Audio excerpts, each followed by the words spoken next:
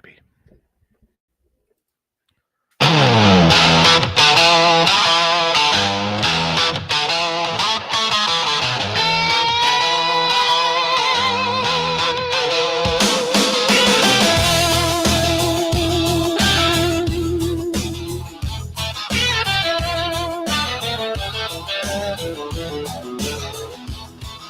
Down in the studio, the mics are all hot. The Southern Fried Airways, a radio spot. Mayhem on the mic, the man with the plan. Got his amigos with him, a rockin' radio band. First up is TJ with a guitar in his hand, slanging out the riffs across the Dixie land. Oh, the Southern Fried Crew, loud and proud and true. With TJ, Mr. Smalls, Rhino and Stain, they see it through. Mayhem's Amigos, a brotherhood of sound. Best radio show for miles around. Then you got Mr. Smalls on the bass so deep, holding down the rhythm while the city sleeps. Got the low end rumble that makes the floor shake. Nothing but the music, for goodness sake.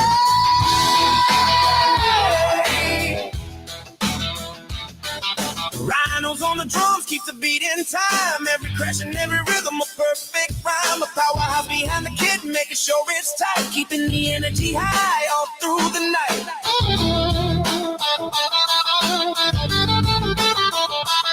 And they're staying on the other guitar with the style so fine.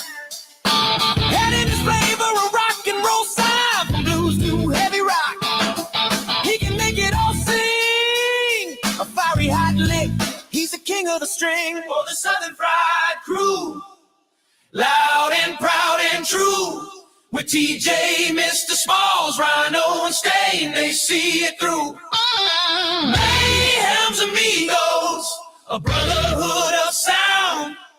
Best radio show for miles around. Oh, the Southern Fried Crew, loud and proud and true. With TJ, Mr. Smalls, Rhino and Stain, they see it through. Mayhem's Amigos, a brotherhood of sound. Best radio show for miles around. So turn up the dial, let the music play loud. The Southern Fried Boys are standing tall in the crowd. Mayhem's Amigos on the radio, yeah, rocking all night long without a single care. Welcome to Mayhem's Amigos, the Amigos After Dark Thursday night edition. I am TJ. I am alone tonight.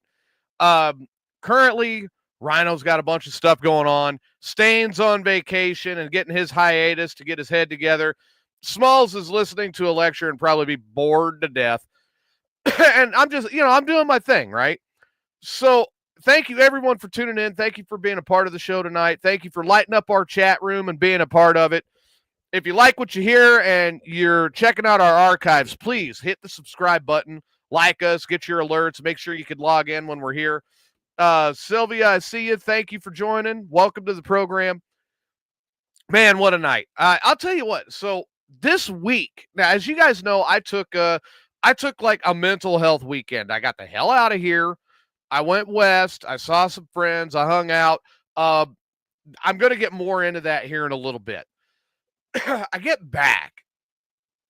Monday, I go into work. All right, I took my break, got my head straight, go back to work, right? And yeah, no, wasn't worth a damn. Right out of the gate, 14-hour day. Next day, I go in. Okay, well, all right, maybe that was just Volk, I understand, buddy. I'm happy you jumped in. That Volkster always has something to keep me laughing. And I'm probably not going to be on long tonight myself, but I'm going to explain that as we go along here. Tuesday, go in again. Okay, well, maybe it'll be a little easier. It was a little easier. It was only a 13-hour day. So right there, I'm at 25 hours for the week. I hadn't even made it to Wednesday yet. Yesterday was finally an easier day. I got the hell out of Dodge. Today is why it's probably going to be a short show for me tonight. I had to take my uncle into the hospital this morning. What was supposed to be a routine procedure for him, his what they call the widowmaker artery, they found a 95% blockage in that artery. Mama got pranks, it says. Welcome. Hey, how you doing? So they found a 95% blockage in my uncle's artery. Immediately slammed stent down in it. Popped it loose. What's going on? And got his blood flowing again, thank God. Due to the time constraints that I had because of different things that I have going on, not to mention going to work tomorrow, they decided to keep him overnight for observation. He wasn't clotting like we would expect. Every time they tried to pull the air out and say, well, I'm say what? Say Lily if I see your text. I'm seeing your text. So yeah, my uncle, like I said, they had to put a stent in his heart today in the widowmaker artery. Kept him overnight for observation. I'm back home. I obviously, as you guys could see, kind of catching the Houston game as we're watching here, up 20-16 at the half, and that was an out of left field. Like I did not expect that, but I'm happy. If Houston can win it, I'm going to be ecstatic. I love my Texans. They're fun. Hi, Cindy Council on the Facebook side. So I've got a couple of things that are going on right now. And, speaking of my trip out west, I went out there. Of course, I had a great time. I saw a lot of friends. I met some political people that I didn't expect to meet in the area. And just,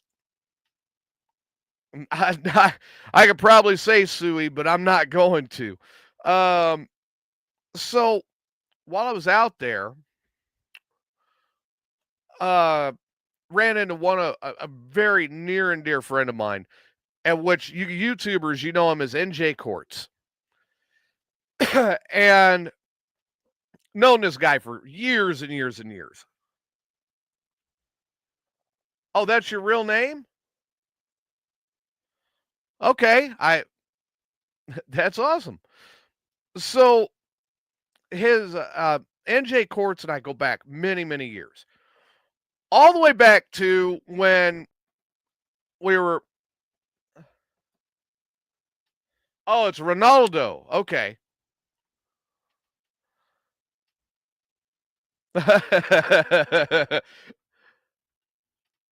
All right, so it's not like Suey. Rick Wallace, welcome. Glad you're here. Hope you're enjoying as I'm trying to explain some of the stuff that's going on here. So when I ran into NJ, we'll just say NJ, which is kind of weird for me. We went and we checked out the stone rows that were out in the desert. And it's not something you normally see, right? So we checked it out. I did a little research on my own, and I want him to come on the show here and follow up with me about it so we can talk about it. I talked to him yesterday, actually, and we discussed it. And I don't know when it's going to happen. We're going to try to nail it down. It's going to be within the next couple of weeks. But Mayhem's Amigos is going to simulcast one of the Thursday night shows, not only to Southern Fried Radio like we normally do, but also to NJ Court's channel and kind of help get us out there and let you guys know what we're all about and get in on the fun. And we're gonna talk a little bit about these stone rows while we're at it. I gotta adjust this with the. I'm checking out two different angles of how this is working. It's Swee. Oh, okay. Swee is easy to figure out. Come on, Texans. Bear with me as I get distracted a little bit by the game. It's up here on my big screen, obviously. So yeah, that's yeah, that's I'm looking forward to the simulcast and getting back with NJ and then maybe talking about some of the stuff, not getting into major details, but talking about some of the stuff from the past, like going up to the lake and going boating. And another friend of ours and I mean, we were taller than him, obviously, and we outswam him and we got onto the boat. And both of us, because we'd been drinking all day, it kind of tends to be a pastime around here. We realized that we had to pee. So we turn around and we pee. We didn't realize that NJ was in the water swimming his way back to the boat. And in the process, he kind of got like a golden shower getting back to the boat. He climbs up on the boat with the words, I'm going to get my hands. We take off and run to the bow of the boat, and we dive back off the boat and back into the water and swim away from him, because it's like, all right, we can outrun him, we can outswim him. And I know I can outdrink him. So we're good.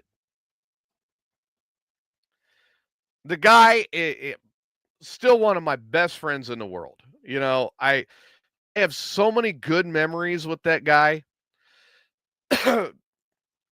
Drink a couple, Mikey. I will always drink a couple for you. I have not had. I was actually explaining that I have not had a good day, actually. Because I spent most of the day at the hospital with my uncle. Now, right now, I just found out from the hospital that they have moved him up to his room, and he'll be there overnight. My uncle went in for a routine angioplasty. So what that is they run a catheter in the heart, and they were just checking for blockages, checking for plaques. They're trying to see what was going on.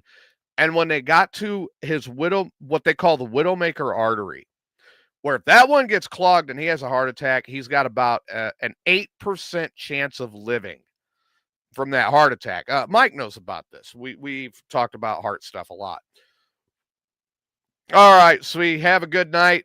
Thank you for tuning in. So when they found it, it was 95% blocked. Got the stent in, busted it open. They're keeping him overnight. I pick him up tomorrow after I get off of work. So I got to go into work early tomorrow. I appreciate that. Thank you very much. Sweet saying that he hopes I have a good day tomorrow. I really do appreciate that. Thank you. You guys, the listeners, you guys that subscribe, you guys are the reason I keep doing this. There it is. Mike says it very pointedly. That, yeah, it is definitely serious. The widowmaker's not something to play with. So they found 95% block in that. There is another artery that still has a 75% block. And they want to do that at a later date. So we're going to have to figure that all out and schedule it and make sure that, he could get in and get out, and then I can get him home, and I'm not constraining my time.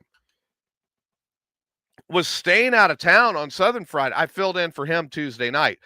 So the 2 nights that I had to be on Southern Fried Radio doing a show, other than tonight, I was later than hell getting in to do the show. I mean, I poor Rhino, he had to cover for me until almost 8:00 on Monday night, which, as you guys are well aware, if you listen to me on Southern Fried, that's unusual. I always try to make my shows on time because, listeners and fans, you guys mean a lot to me, and you're the reason I keep going for this. And as Mike will tell you, I mean, I've had 2 listeners, and I keep doing a show because the listeners and the viewers, you guys, you mean the world to me, and your support means the world to me. And I continue to do it because I love what I do. And you guys really make it worthwhile by being active in the chat room and subscribing and checking us out and making sure we're going. I mean, I can't take away from that. It's the last couple of weeks have been pretty rough. Um, there's been a lot of stuff going on personally that I've been having to deal with. There's been some professional stuff that I've been dealing with, and taking that break and leaving and going out west like I did was a necessity. I'm very happy I did it. I wish I would have come back to work and not been thrown in the fray immediately upon arrival. I mean, give me a day.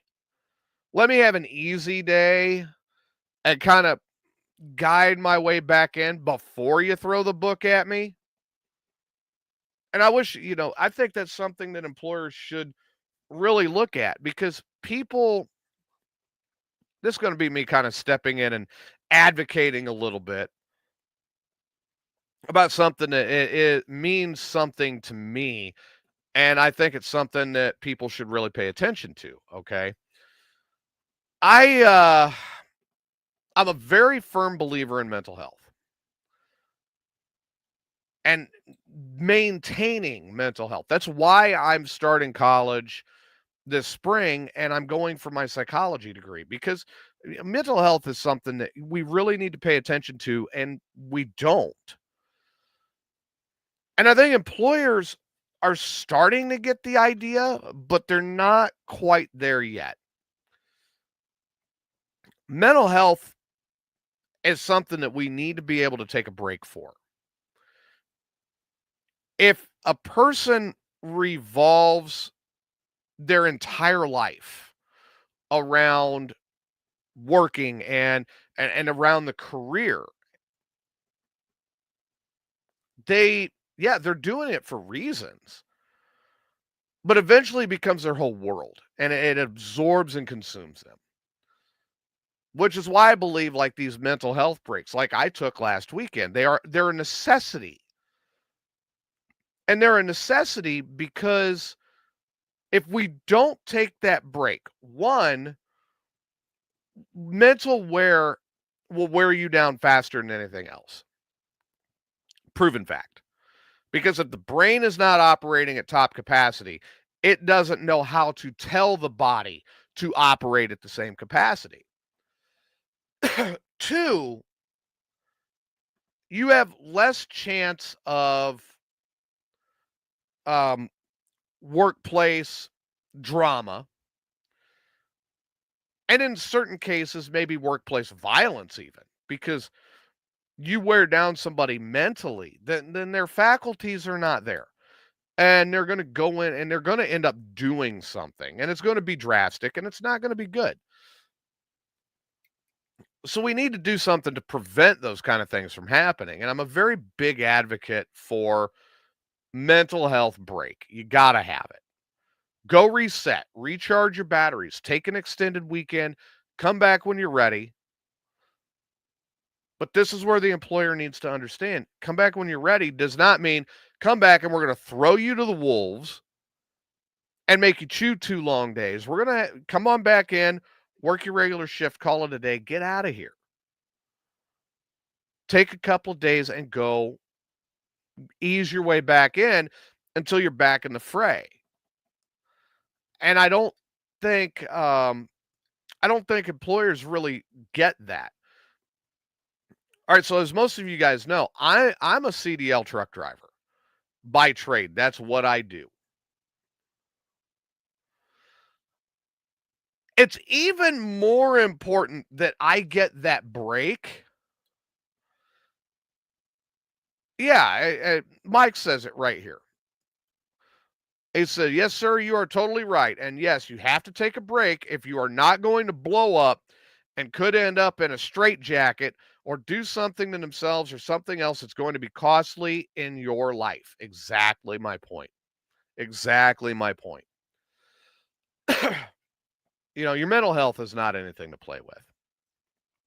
And that's why, when different people who have been on the program at different times have said, "Hey, I need that mental health break. I gotta clear my head. I gotta get it straight again." Okay, go take the break. I'm not a fan of using that as a way to do something behind my back. That really does jerk my chain because I mean, I'm upfront and apparent and transparent with everybody. And the first thing I tell everybody is I'm a dick. Plain and simple, I'm a dick. If I think it's funny, I'm going to have fun with it. But I'm upfront about that. And I've also told people I'm a dick, but I'm a fair dick. I will tell anybody your family is first. Your mental health is with your family because you got to be there for them. We're not getting paid for this. We're having fun with this. So whatever you've got to do to make sure that you're set and ready, then go do it. But if you want to do something else, don't hide it. Talk to me. And I'm going to go, well, all right, Mike, I appreciate that sentiment. Don't ask Steve. He'll tell you, no, I'm just a dick naturally. But I've got some guiding principles. Like I don't hide what I'm doing. Yeah, somebody pulls my chain, and yes, I'm definitely a dick. um, don't hide what you're doing from me. If you want to do something, then do it. And I'm gonna be like, cool, all right, have fun. Maybe this wasn't the right setup. I get it. It happens. To hide it and run around behind my back and expect me not to find out. Okay, come on, folks. I'm former military police. I've investigated shit. I'm going to find out. And that's bogus.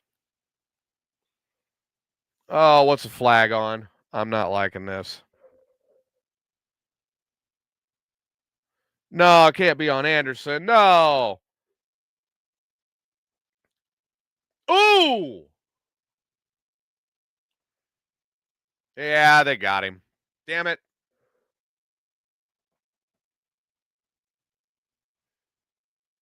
Will Anderson Jr.'s had a hell of a game tonight.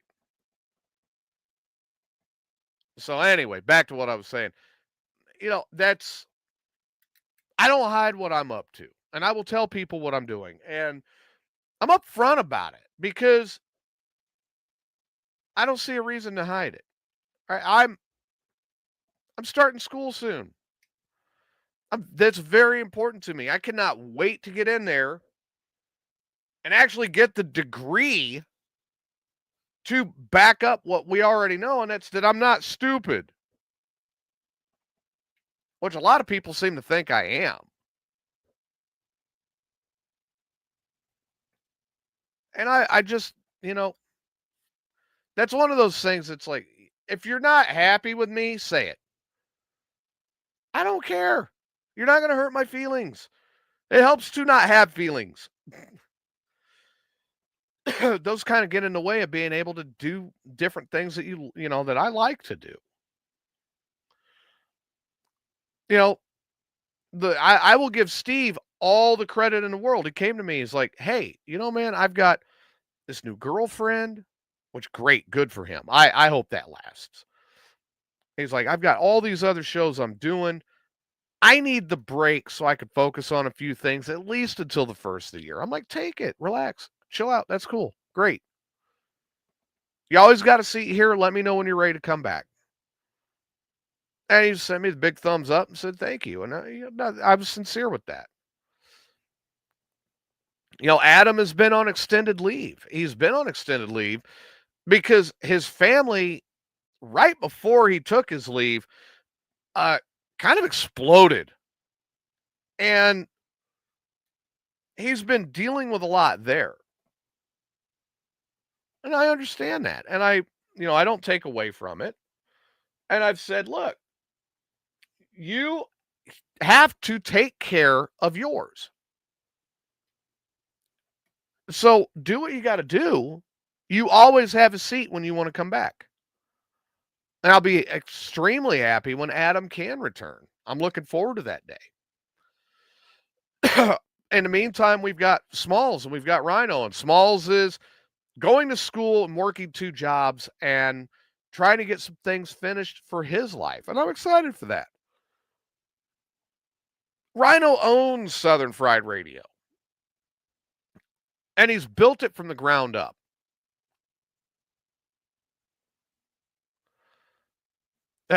Thank you, Mike. Um, like I said, Rhino owns and runs Southern Fried Radio. He built it from the ground up. And it's great. I listen to the station a lot during the workday. I may not comment in the chat, but I do listen. And I do because there's always music on there that I enjoy. And it helps me get through the day. Um there's I listen to different podcasts that are out there. There are some that I probably should, but I don't listen to them. And I have my reasons behind that. And I kind of just keep them to myself. And I do that because it's not fair. It's not fair for me to go and roll somebody under the bus, and I won't do that. Every once in a while, I'll tune in to Chris's show on Asgard Radio, and I listen to that. Chris has always got a seat whenever he wants to come back here. Anytime, any day of the week. All he's got to do is say the word. I'd be happy to have him back. Chris and I have had some great times on the air together. We've had a couple of them where we blew up at each other, but we step back and we think about it and we talk about it. And just like brothers, we always come back and we go, yeah, we're pretty damn strong together. And maybe we need the break from each other and then we could come back and do something great again. And we've done that multiple times. There's always something that's there. So yeah, the mental health breaks are needed. The understanding of the people you're working with is always something that you have to have. And obviously, family, friends, career, everything. We can all get bogged down with everything that's going on in our lives any day of the week. We're all good at it. It happens. I encourage each and every one of you tonight, because I am going to make this a short show because I do have to go to bed. So I'm going to encourage everyone as kind of my closing this evening to take that time, sit back, look around, evaluate the things that are important to you, evaluate the people that are important to you, and make sure you have your priorities in line. Because at the end of the day, we're going to go out the same way we came in. And the only thing that we are going to leave behind for any type of a legacy is how we've impacted the people we care about the most. Were we a good impact? Like when your favorite football team just creams the quarterback in a sack, good impact? Or are we a bad impact on those people that we care about? Kind of like an impacted bowel. And then you're sitting there trying to pull the crusty, flaky shit out one flake at a time when your bowel's impacted. Are we like that? Or is that who we are to that person that we care about? And if we're the latter, that's a toxic relationship. It's time to move on. The only thing we're going to leave behind as far as legacy goes is what we have done with the people that we care about. And I try to do my best every day to give them the best advice, the best feelings, the best where I'm at, and the people I care about the most. Yeah, get your poop knife, Cindy says. The people I care about the most. I always try to give them my best, even when I'm not feeling up to it. and I don't try to turn to them for much. Maybe an ear, somebody to talk to once in a while. That's all I really, really, truly look for. Would I love to have all of us back together again? Absolutely. I'd love to have everybody in the same area again. But my catch is with a lot of those people that don't live around me moving back to those areas, wherever they may be, in my mind is a step backwards because I've been there. I've experienced that. I'm happy I have those experiences. They're part of what shaped me and make me who I am. To go there is taking a gigantic step backwards. And I'm not a fan of going in reverse. I want to stay focused on what's ahead and I want to move forward. And most people that are around me believe I'm a dick.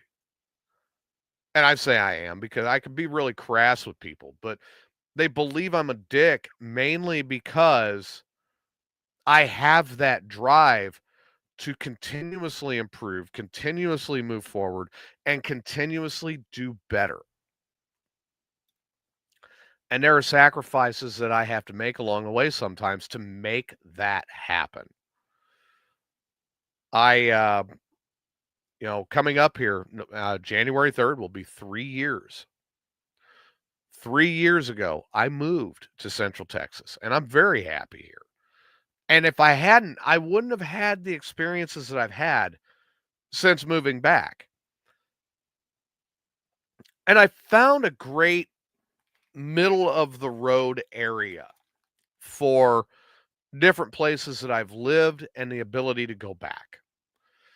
But to go back and visit. And those trips are not just a chance to see friends and loved ones and be together again, which we don't get very often.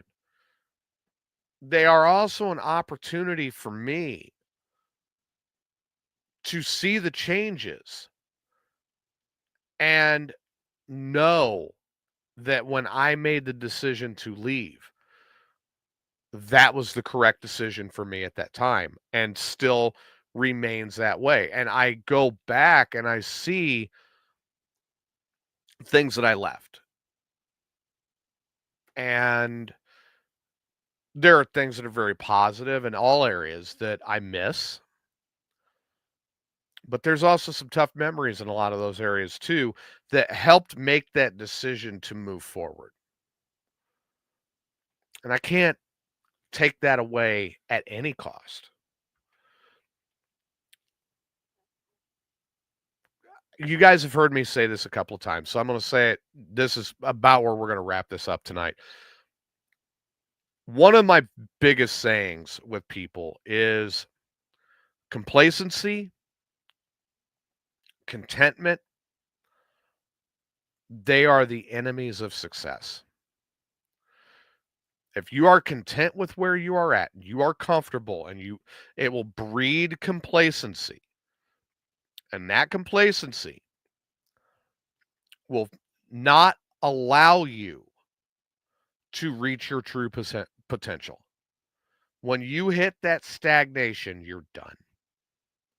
And if you're content in that stagnation, you will never step ahead. I'm living proof of that. And here's where the story comes in. It was early 2011. And I was living in southern New Mexico. I went to a couple of friends' wedding. I had just finished up everything a few months earlier with my DUI. And I went to this wedding with another friend of mine. I jumped in his pickup with him and we went. We got bombed at the wedding and got back into the truck. We drove to his house. And when we got there, we we each got 3 fingers of some very good whiskey, and we got a cigar. And we grabbed a couple of lawn chairs, and we went and we sat out with those cigars and the whiskey out in front of his garage like a couple of hillbillies. Smoked the cigars, drank the whiskey, and we talked. And I ended up leaning forward after we got through our laughter part of our discussion, where we did laugh a lot. And I said, I've been considering returning to where I was raised. And I explained my reasons. And he leans up and he goes, you know what? You're one of my best friends. And I nodded, and he goes, I'm going to say something that's going to hurt me because I know it's going to jolt you. I said, okay. He goes, I don't want you to leave, but you have to go. If you have a chance of doing anything above and beyond what you're doing now, you have to go. He goes, you're stagnant here. You're constantly struggling. And he's like, it's only a matter of time before something happens that's going to send you over the edge. You have to leave. And I really took that to heart. he made a good point. So I ended up returning to where I was raised. And it was literally the single best decision I could have made. Now, don't get me wrong. The results from that were not pretty. I could think of, in that time frame, I could think of a handful, and it is a small handful of good times. The rest of it, I could have done, I would have been much happier being stagnant and struggling than going back and dealing with that. The day my son was born, the day I got my CDL, believe it or not, the day I married my ex-wife. But that's equal with the day our divorce was final. As bad as that sounds. But I think my happiest day living back there was actually the day I started the truck and I left. Because I was never really happy there. And that is the perfect example of that complacency. You get into a comfort zone and you hit that complacency and you just keep going and going and going. And you know you can do something, but most people don't. Most people stay right where they're at and they don't do anything. And I'm one of the few that stepped outside of the lines and I go, no, I'm not going to stay here. I'm not going to be roped in. I'm not going to be stuck. I'm going to move forward. So probably other than the day my son was born and obviously like the day we got him out of NICU and the day he was finally out of the hospital for good, other than those times with my son and a couple of decent, getaways and different stuff that I've done with friends and family up there. Um, my true happiest day is probably the day I started the U-Haul truck and I drove out of the park or out of my driveway up there. And I made the permanent move here. And for those of you that know me, like Mike and Cindy and some of the others who followed my shows for years, you know that I was already making trips here. I had been making trips here for 2 years, a couple of times a year, maybe more, to kind of get an idea if I really wanted this area to be my home, and grew to really love it, grew to appreciate it, and said, "Yeah, this is where I want to be." And the thing I love about this area is the ever-changing landscape. And it's impossible here to ever be complacent and to ever be content because there's always something else.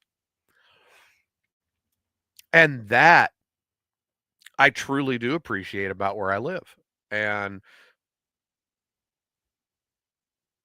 no, that it was not, no, it was not rage, Mike. Um, that person was in a completely different part of the country. I was living in southern New Mexico, and that individual, I have talked about him a couple times on the show, but I'm not going to bring up his name right now. And he is, yeah, this was a friend of mine in southern New Mexico before I left. So you get the idea. Now, I've seen it, and Mike brings up a great example, Rage being an example of somebody who had opportunity after opportunity after opportunity after opportunity handed to him on a silver platter. Please do something with your life. And he's like, "No, dude, I like it right where I'm at, and I'm going to stay here and I'm going to wrestle, man." Ultimately, about coming up about this time, well, right at Christmas time, it'll be a year, and Rage passed. And he passed, from glioblastoma, a very aggressive brain cancer. He was one of my closer friends. Even though I called him a fucking moron half the time, he was one of my closer friends. And I miss him every day. Christmas Day is a year and we lost Marvin. I mean, there's some tough. Yeah, you got it. What's happening, Jay? If you're going to be awake in about a couple more minutes before I end the show, I may give you a buzz. But yeah, there's just so much that I have friends that are back there. I have relatives that are back in different places, and never trade any of them for anything ever. But for me, cool. For me, I had to make that decision, and I had to pull the trigger, and I had to leave. And it was one of the best decisions I've ever made because now I'm in an area that is ever changing. There's always something happening, and it's impossible here to be complacent. And it's impossible here to be content because you always see something that you want to improve on. So, with that, I implore every one of you tonight, please aim for what can make you great. Even if it's great in your own circle, aim for it. Go for it. Grab it. Do whatever it takes. Don't be complacent. True. I will not disagree with you, Jay. You're right. Jay says some people are untrustworthy, and their lifestyle is shisty. Yeah, absolutely.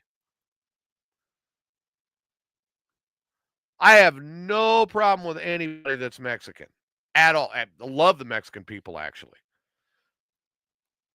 There was a group that when I lived in southern New Mexico, there was a Mexican family uh, that had pretty much adopted me, and that was the Montoya family, and I loved them, and I still love them to this day. Um, as a matter of fact, I actually I got Mama's Montoya's tamale recipe, and I'm gonna try to broaden my horizons a little bit. And please don't get mad at me if I screw this up, but I am actually going to read the directions, and I am going to attempt for the first time in my life to make not only homemade maza, but homemade tamales for the first time. I'm actually getting everything together here in the next couple of weeks, and I'm going to stink up my coach with tamale meat and just get myself blown on out of here with just how good it's going to smell. I No, Mexican people are always near and dear to my heart. And I absolutely love them. The culture is amazing. Uh, there's so much history and depth within the Mexican culture, and anyone who just wants to be prejudiced over that, they're absolutely wrong, and I'll tell them that they're wrong. But with that being said, I want to thank you everyone for tuning in. Remember, if you like the show, hit the subscribe button on the YouTube side, get your alerts, or like the Facebook page, whatever you've got to do. I've got to get some rest. I will catch you guys on Sunday night at 4 p.m. Central Time for Mayhem's Amigos. Hopefully, we'll have the whole crew together and we'll have a great time. Keep yourselves positive. Take that mental health time. And always, always, always do your best to be the best you that you can be. I'm TJ. Thank you for tuning in. Good night, everybody.